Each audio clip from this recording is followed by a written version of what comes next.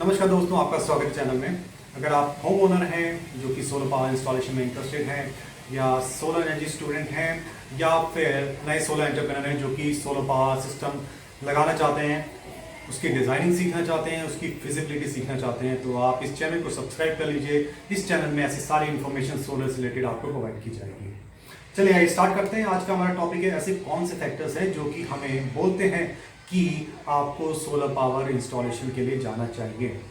Sunlight, अगर आपके reason में, आपके एरिया में सनलाइट अच्छी है, आपका area it's full of sunlight, अच्छी सनलाइट मिलती है, तो सबसे पहला फैक्टर है जो कि बोलता है हाँ, अगर सनलाइट अच्छी है तो सोलर पावर सिस्टम बहुत बढ़िया से काम करेगा। आपके सोलर पैनल्स बहुत अच्छी इलेक्ट्रिसिटी आपको प्रोवाइड करेंगे और आपके इलेक्ट्रिकल अप्लायंसेस बढ़िया से रन करेंगे।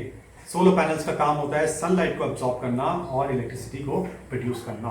So this is the first factor जो कि आपको कंसीडर करना चाहिए। और दूसरा फैक्टर है शेड फ्री एरिया। आप जहाँ पे रहते हैं, आपकी छत पे जो छत है शेड फ्री है, वहाँ पे सूरज की रोशनी अच्छे से आती है, तभी तो आप सोलर पैनल लगा पाएंगे। सनलाइट अच्छी है लेकिन आपके पास शेड फ्री एरिया नहीं है, तो फिर सोलर पैनल्स कहाँ लगाएंगे। तो अगर आपके पास शेड फ्री एरिया है जहाँ पे सोलर पैनल्स आराम से लगाए जा सकते हैं, सोलर पैनल्स के ऊपर अच्छे से रोशनी पड़ेगी, तो ये एक फैक्टर है। दूसरा फैक्टर जो आपको बोलता है हाँ, दूसरा फैक्टर भी है आपके पास कि आपको सोलर पावर इंस्टॉलेशन के लिए जाना चाहिए। अब बात करते हैं तीसरे फैक्टर की, आपकी एनर्जी नीड्स। आपकी एनर्जी नीड्स ज़्यादा हैं, कम है या मीडियम है, या आने वाले टाइम में आपको लगता है कि मेरी एनर्जी नीड्स बढ़ने वाली हैं। अगर आपकी एनर्जी नीड्स बढ़ने वाली हैं या ज़्यादा हैं, तो आपको सोलर पावर इंस्टॉलेशन की तरफ एक बार जरूर सोचना चाहिए। आप मान लेते हैं आप ऑफिस चले जाते हैं, लेकिन जो घर के मेंबर्स हैं वो घर में रहते हैं, उनको तो एनर्जी की ज़रूरत है, उनको तो इलेक्ट्रिकल अप्लायंसेस को रन करना पड़ेगा। तो अगर घर के मेंबर्स हैं, आपकी कंजम्पशन है दिन में ज़्यादा, तो सोलर पावर से उससे बढ़िया क्या हो सकता है। तो आपको सोलर पावर सिस्टम लगाना चाहिए अगर आपको लगता है कि आपकी एनर्जी नीड्स ज़्यादा हैं या बढ़ने वाली हैं। और बात करते हैं नेट मीटरिंग की, that is the fourth factor. Fourth factor की बात करते हैं नेट मीटरिंग। नेट मीटरिंग एक ऐसा अरेंजमेंट है जिसमें आप एक नेट मीटर लगा लेते हैं, आपका सोलर पावर सिस्टम, और नेट मीटर और ग्रिड, जो एक्स्ट्रा यूनिट्स आपका सोलर सिस्टम जनरेट करता है, वो नेट मीटर के थ्रू आपकी ग्रिड की तरफ जिसकी आप बिजली कंज्यूम करते हैं, ग्रिड जो आपकी डिस्ट्रीब्यूशन कंपनी है, उसको solar power system net metre के थ्रू एक्स्ट्रा यूनिट्स दे देता है।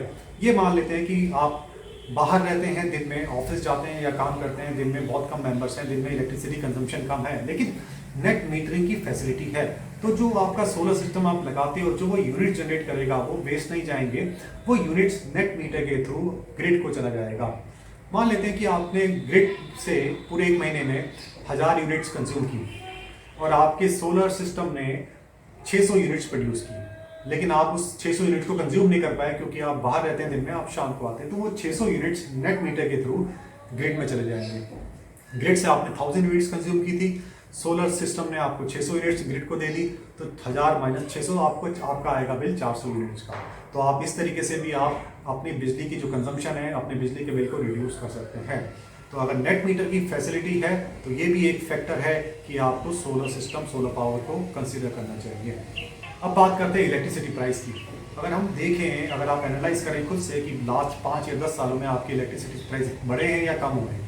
मेरे एरिया में अगर मैं आसपास देखता हूँ, हर जगह इलेक्ट्रिसिटी प्राइसेस बढ़ ही रहे हैं और काफ़ी अच्छे रेट से बढ़ रहे हैं, कोई 5%, कोई 6%, इस रेट से बढ़ रहे हैं।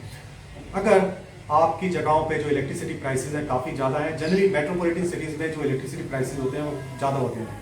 अगर आपकी जगह में भी इलेक्ट्रिसिटी प्राइसेस बढ़ रहे हैं या ज़्यादा है, उसका एस्केलेशन ज़्यादा है, तो डेफिनेटली आपको सोलर को कंसिडर करना चाहिए, क्योंकि जो इलेक्ट्रिसिटी के प्राइसेस हैं, ये तो मान के चलिए हाईएस्ट प्रोबेबिलिटी है कि आने वाले टाइम में इलेक्ट्रिसिटी के प्राइसेस, ग्रिड प्राइसेस बढ़ेंगे। अब मैं ऐसा क्यों बोल रहा हूँ बढ़ेंगे, बिकॉज मोर देन 50%, ओवर 50% जो हमारी एनर्जी नीड्स हैं वो कोयले से पूरी होती हैं। कोयला जो एक non renewable source of energy है, जो आने वाले टाइम में धीरे धीरे डिप्लीट हो रहा है, खत्म हो रहा है, हमारी डिमांड्स बढ़ती जा रही हैं और उसकी सप्लाई कम है। तो ऑब्वियसली अगर मैं डिमांड सप्लाई की बात करूं तो कोयले के प्राइसेस बढ़ने वाले हैं, आपकी इलेक्ट्रिसिटी भी कोयले से आती है तो उसके भी प्राइसेस बढ़ेंगे। तो ऐसा बहुत कम है, बहुत रेयर चांस है कि इलेक्ट्रिसिटी के प्राइस आने वाले टाइम में कम हो अगर आप non renewable source of energy से ले रहे हैं। जबकि सोलर टेक्नोलॉजी में इंप्रूवमेंट होती जा रही है, हर ईयर ऑन ईयर जो हमारे साइंटिस्ट हैं वो कुछ ना कुछ इंप्रूवमेंट कर रहे हैं, जिससे सोलर टेक्नोलॉजी और फिजिबल बनती जा रही है। अट्रैक्टिव अभी भी है लेकिन और फिजिबल बनती जा रही है, उसके प्राइसेस और कम होते जा रहे हैं। तो सोलर के एक तरफ प्राइसेस कम होते जा रहे हैं और इधर जो इलेक्ट्रिसिटी प्राइसेस जो कि आप ग्रिड से ले रहे हो उसके बढ़ते जा रहे हैं। तो अगर इलेक्ट्रिसिटी प्राइसेस बढ़ते जा रहे हैं और बढ़ेंगे तो why not we should switch to solar right now. अब बात करते हैं, ठीक है इलेक्ट्रिसिटी प्राइसेस ज़्यादा नहीं है लेकिन इरेगुलर सप्लाई है। मान लेते हैं कि आपके घर में जगह पे जो बिजली के कट हैं बहुत ज़्यादा लगते हैं, 2, 4, 6, 8 घंटे भी कट लग रहे हैं। कई जगहों में अभी भी है कट लगते हैं और आपको कितनी परेशानी होती है, एक डिस्कम्फर्ट रहता है। और अगर इलेक्ट्रिसिटी आती है तो उसमें फ्लक्चुएशन कुछ इस तरीके से होती है कि जो आपके इलेक्ट्रिकल अप्लायंसेज हैं उनकी वाइंडिंग्स फूक जाती हैं, डैमेज हो जाती हैं। जो आपके इलेक्ट्रिकल अप्लायंसेज हैं, एसी हो गया, फैन, एसी को छोड़िए, अगर फैन हो गया, फ्रिज, टेलीविजन, इनकी जो वाइंडिंग्स हैं तारे जल जाती हैं और जो इलेक्ट्रिकल अप्लायंसेज उनकी यूजफुल लाइफ कम हो जाती है, उनकी मेंटेनेंस कॉस्ट बढ़ जाती है। तो इरेगुलर सप्लाई एक तो आपको डिस्कम्फर्ट देती है और आपके जो इलेक्ट्रिकल अप्लायंसेज उनकी यूजफुल लाइफ को कम कर देती है। अगर ऐसी चीज़ है, ऐसा फैक्टर है तो डेफिनेटली आपको सोलर पावर को अडॉप्ट करना चाहिए। मैं बात करता हूँ 7वें फैक्टर की, लेकिन ये सबसे इंपॉर्टेंट फैक्टर है जो कि मुझे फर्स्ट में ही डिस्कस करना चाहिए था, कार्बन एमिशंस। सोलर एनर्जी एक रिन्यूएबल सोर्स ऑफ एनर्जी है, क्लीन एनर्जी है, पोल्यूशन फ्री एनर्जी है। इसको अगर आप यूज़ करते हो तो एनवायरनमेंट से आप कार्बन एमिशन को कम करने में योगदान दे रहे हो। जितना भी योगदान दे रहे हो लेकिन दे रहे हो। कार्बन एमिशंस कम रहेंगे तो ग्रीन हाउस इफेक्ट कम होगा, हमारे जो एनवायरनमेंट में जो टेम्परेचर राइज है जो हर साल होता जा रहा है वो कम होगा। तो कहीं ना कहीं आप सोलर पावर को अडॉप्ट करके एनवायरनमेंट को प्रिजर्व करने में, कंजर्व करने में पूरी इस कम्युनिटी की मदद कर रहे हो। अगर हमारा एनवायरनमेंट ही सेफ नहीं है, अगर हमारा एनवायरनमेंट ही कंजर्व नहीं जहाँ पे हम रह रहे हैं, तो हम क्या करेंगे फिजिबिलिटी का, क्या करेंगे रिटर्न का और क्या करेंगे प्राइसेस का। तो ये तो एक फॉरमोस्ट क्राइटेरिया है जो कि हम सबको कंसीडर करना चाहिए और किसी ना किसी तरीके से सोलर पावर को हमने किसी ना किसी रूप से इसको अडॉप्ट जरूर करना चाहिए। तो ये 7 फैक्टर्स हैं जो आपको बोलता है कि हाँ आपको सोलर पावर सिस्टम लगाना चाहिए, सोलर पावर को अडॉप्ट करना चाहिए। तो इनमें से अगर 3 या 4 फैक्टर्स भी आपके पास हैं तो डेफिनेटली आप जाइए सोलर पावर इंस्टॉलेशन करवाइए। आई होप आपको ये वीडियो इंटरेस्टिंग लगा हो। इससे अगर आपको कोई इन्फॉर्मेशन मिली हो तो आप मेरे चैनल को सब्सक्राइब कीजिए। हमारी वेबसाइट है www.adityagreens.com जिसमें हम सारी सोलर से रिलेटेड इन्फॉर्मेशन देते हैं।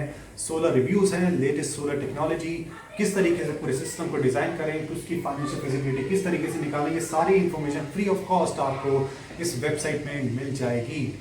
आपको अगर ऑनलाइन सोलर कोर्स के बारे में समझना है, ये कोर्स पूरा डिज़ाइन किया गया है जो कि नए सोलर एनर्जी एंटरप्रेन्योर्स हैं या सोलर एनर्जी स्टूडेंट्स हैं जो कि सीखना चाहते हैं सोलर एनर्जी के बारे में। तो इस कोर्स में सारी चीज़ें आपको देखने को मिलेंगी।